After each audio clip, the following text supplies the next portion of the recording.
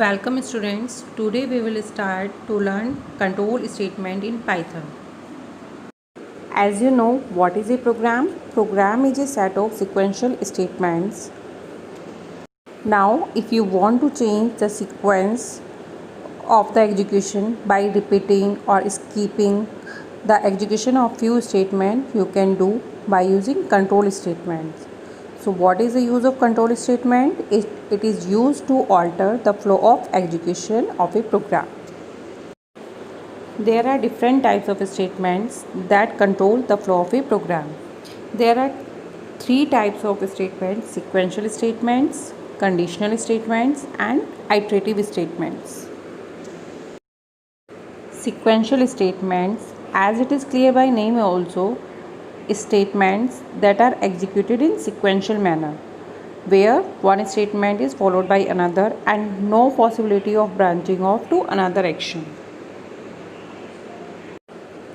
For example, if you want to calculate the area of rectangle, so what will you do first?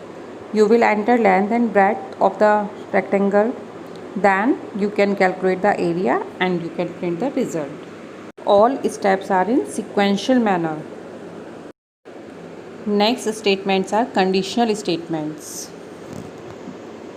Conditional statement is used to transfer the program control to a specific location, but it depends on the outcome of the conditional expression. Either it may be true or false. If condition is true, particular set will be executed. If condition is false, other set of statements will be executed.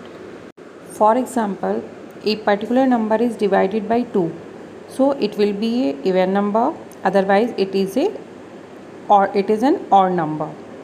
So it depends on the condition. Next statements are iterative statements. These statements repeat a set of statements for a specific number of times as long as condition is true. As condition will become false, control comes out of the loop and repetition will be stopped. For example, loop will be repeated for 10 times. So sum of the 10 natural numbers is calculated. Then after it will stop looping.